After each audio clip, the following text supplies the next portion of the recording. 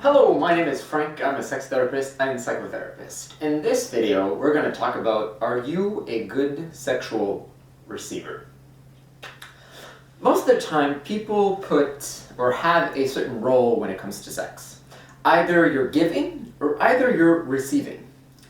And a lot of people tend to focus a lot on the giving part. They want to be sexually competent, they want to please their partner, they want to give them orgasms, they want them to reach as much pleasure as possible, typically as quickly as possible. One of the issues I tend to find in people having sex together is that a lot of the times people are not that good at receiving. Especially when it comes to receiving, for instance, oral sex, where you're typically more in a passive role. So you tend to receive the stimulation, but you're not doing anything for your partner at that time. And that's where people have a lot of hard time, is that they have a difficulty just being in a more passive role. And when you're in a passive role, a lot of people, they don't feel very useful. They feel useless at that point. And they don't want their partner to think that they're not contributing to their pleasure. And being in that more passive role tends to start up a dialogue in our heads that make it difficult to actually, receive the pleasure that the other person's trying to give you. So typically what tends to go on in people's head while they're having sex is, at first, it tends to be good, they're fine with it, and then at one point there's kind of like this trigger of like, well, has it been too long? Maybe my partner's getting bored right now.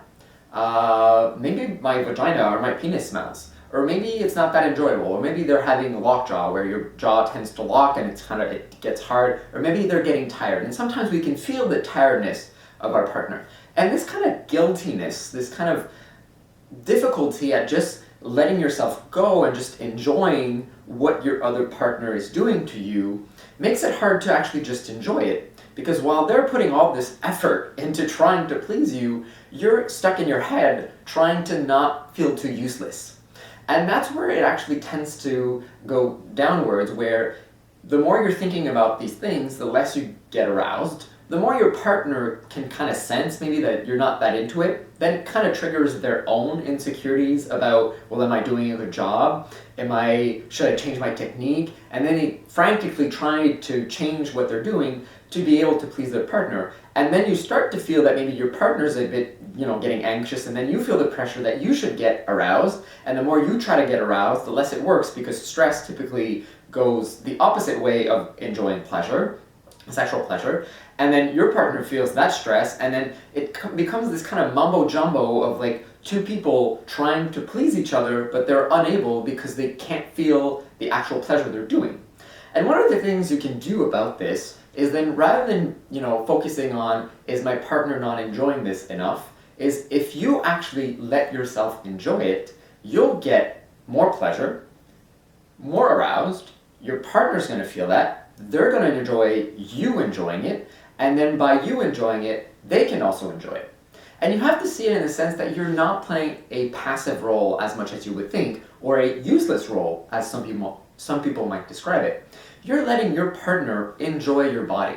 That's one of the pleasures of actually having sex. It's not just being in the receiving role, it's also being in the giving role, where you're enjoying your partner's smells, their taste, their pleasure, their reaction, the fact that they might be, making sounds, that they might be twisting their bodies because they can't control themselves anymore because you're getting them excited. So when you see yourself or you see your partner in the giving role, you can also perceive that as a very enjoyable position.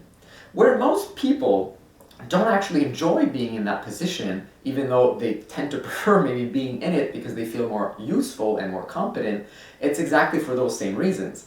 When we feel that we're not sexually competent, where we feel that we're not giving the pleasure that we would hope to give our partner, that's when we start feeling anxious. And even though we might be giving it, and we might be receiving a positive response while we're giving the oral sex, we're always a bit insecure about, is it enough? Am I enough? Am I beautiful enough? Am I attractive enough? Am I handsome enough? Am I doing the right thing to get my partner off? Or on, depending on how you want to phrase that. So you really have to let yourself enjoy the moment and start with the fact that your partner is also enjoying this moment. And when you start changing that paradigm of we're both having fun rather than I'm the only one having fun while I'm receiving stimulation, more specifically oral sex, or any type of stimulation where you're not necessarily actively participating, where you're touching your other partner, you can just now enjoy it. And it's actually going to make sex better rather than being too preoccupied about if you're being too selfish. I hope this made you reflect on, your own inner dialogue and how you feel about sex and how you live with sex with your partner, and hopefully it's actually going to make it more enjoyable from now on.